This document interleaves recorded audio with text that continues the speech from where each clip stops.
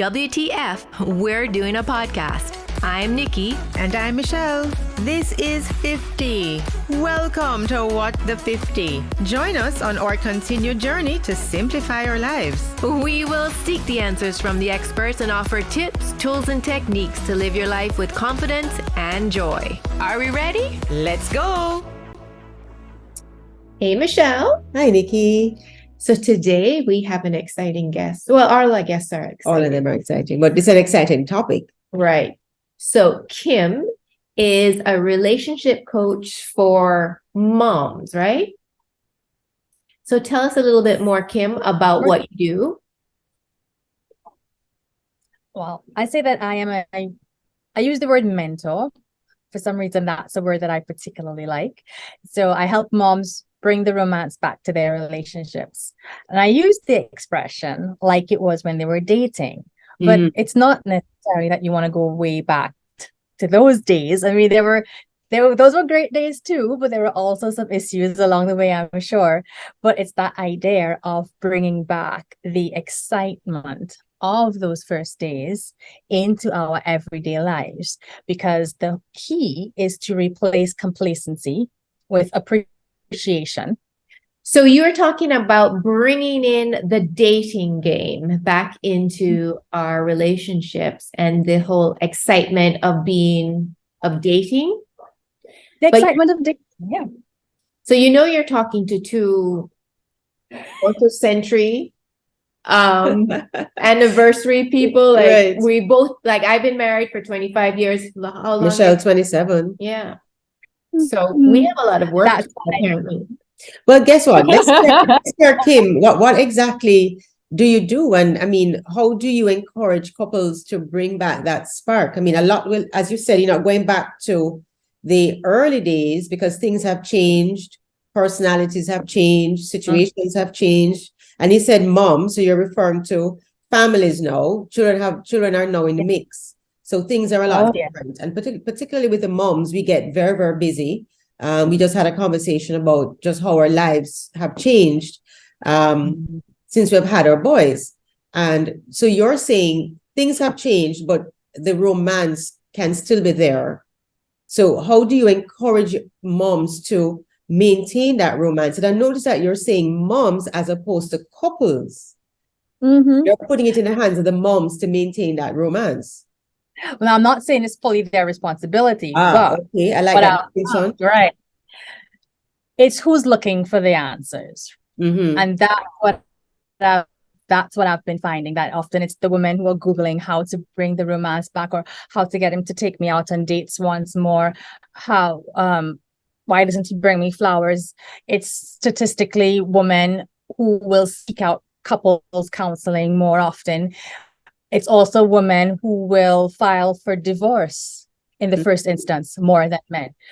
So from that perspective, it is not putting the full responsibility, but as the person who is actively looking to make a positive change, there are. So that's where it comes from. And also that idea of, I can't do this because he's just so, or he's always that way, or and then making us feel as if it's all somebody else's fault and we have no power in that situation. So again, that it comes back to that, how women can feel more empowered in their relationships to make the positive changes. Of course. And I guess that comes back as well to this expression about, you say it's not me, it's you. Well, there's this idea that it's not you first, it's me first. So I can't expect you to do things that I don't want to do, and I can't constantly be saying I'm waiting for you to make a change. Right. So especially if I'm the one complaining, if I'm the one in the shower crying, if I'm the one, looking up things all the time. Do something about it. Yeah. Exactly. I guess society has kind of programmed us over the years, over the centuries, that the male is supposed to take charge in all the relationships, all the romance.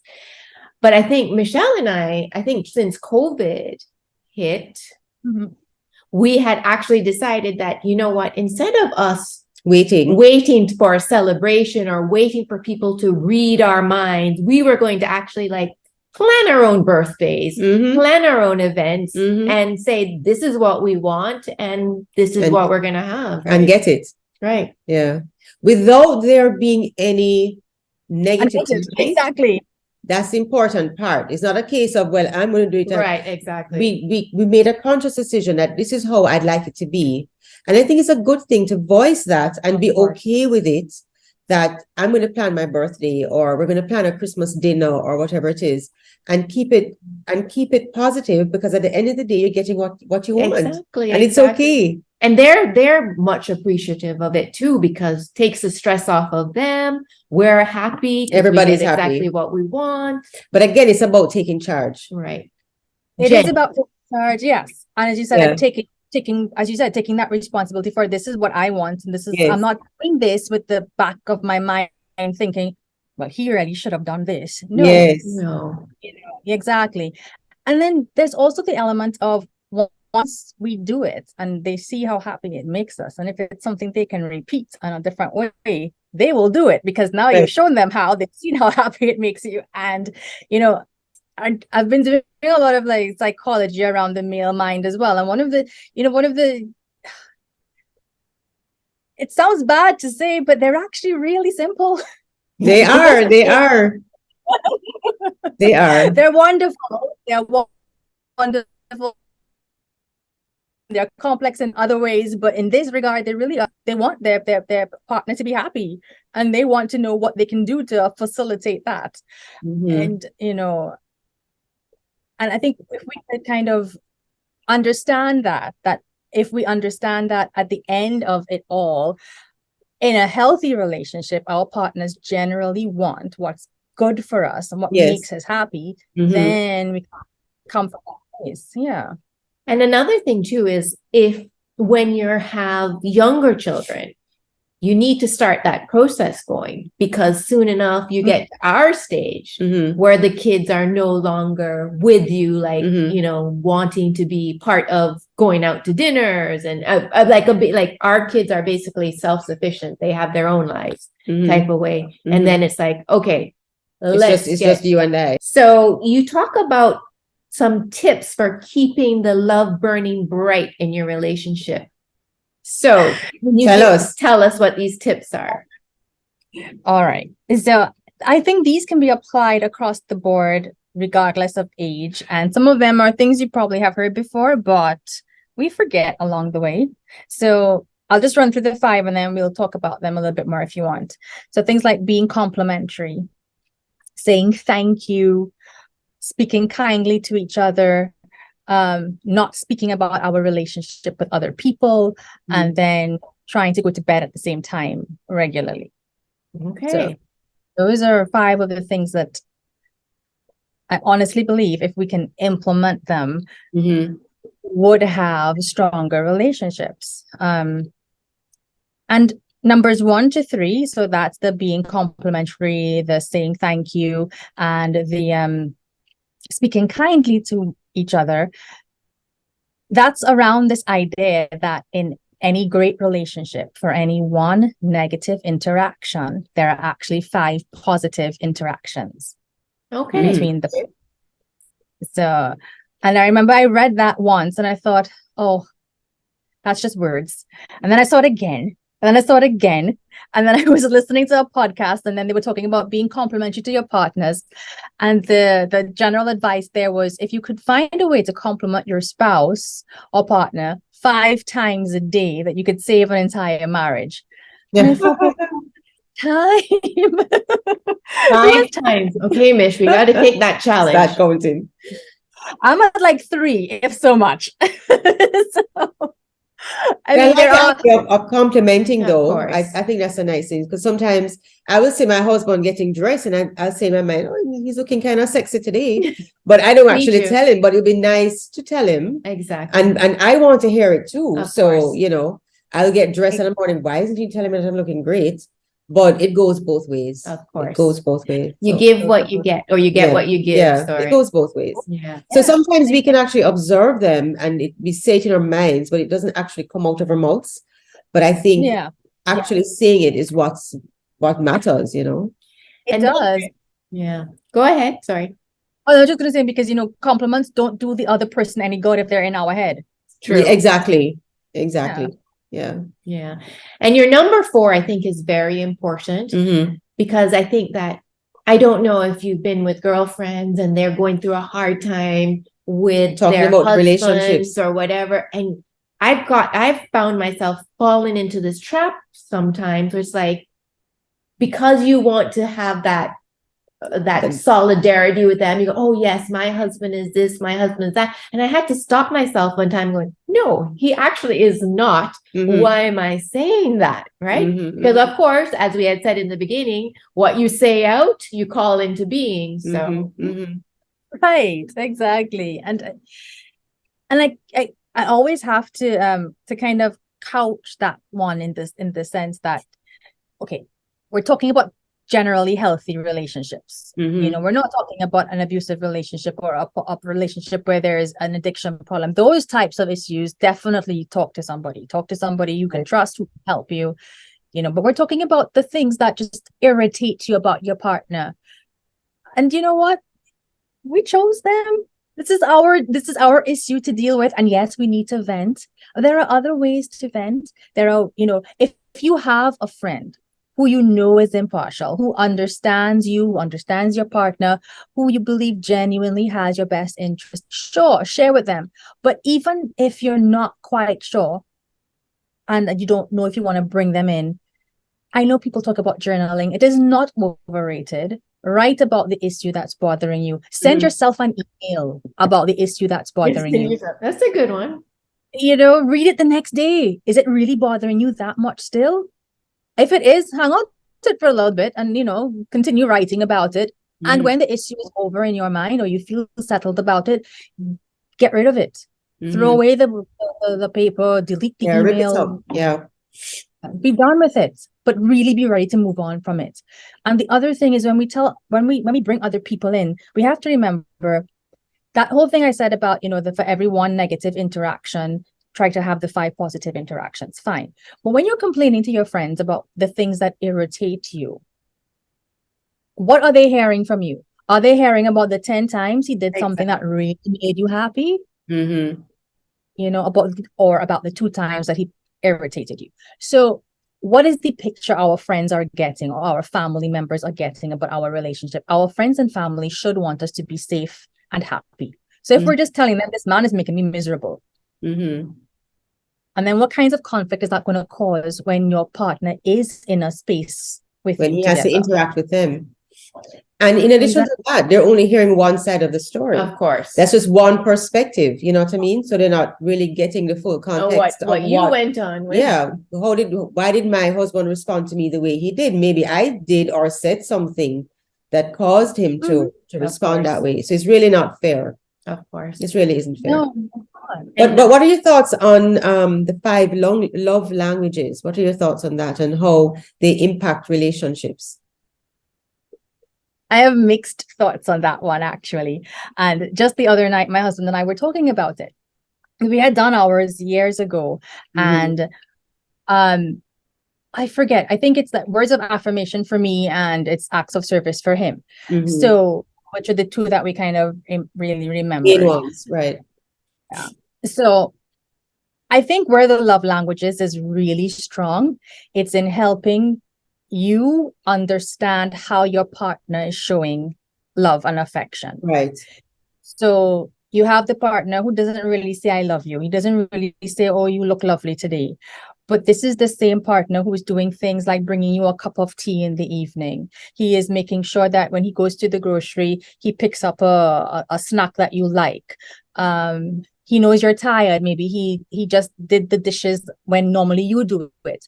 Those are the acts of service. So he's not telling you he loves you, but he's showing it to you. So when you understand that that's how he shows his love and affection, you can begin to understand, okay, he does love me, and just because I want to hear the right.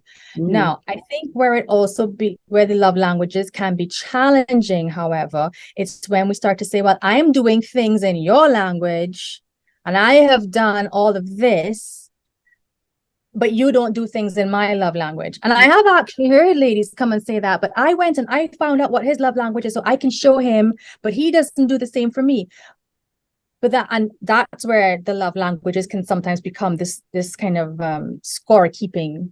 Right. I do this, you do that. Yeah. But I think what's important in all of it, though, is the communication. Of course. So, and I think, as you said, what the good thing that can come out of it and how we should probably channel it is understanding yourself and understanding your spouse.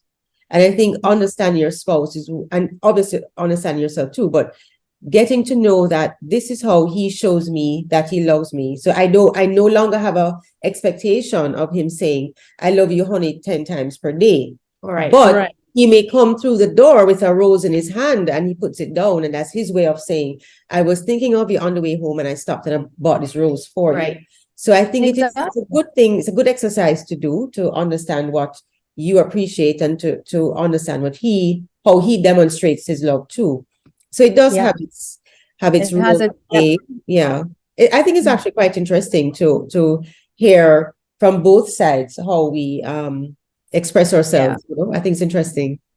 It is. And it is a lot to keep track of. This is my way of seeing it. This is your way of seeing it. This is my way of receiving it. This is your way of receiving it. And you have to keep track of all of those. But no, I think it has a role to play. Has a role to play. Yeah. But just don't get bogged down in that scorekeeping. No, of course not. Of course not. So Kim is a language teacher, professor by profession, but she's also a relationship mentor. And so she offers the blueprint, the romance restoration blueprint. Tell us about that.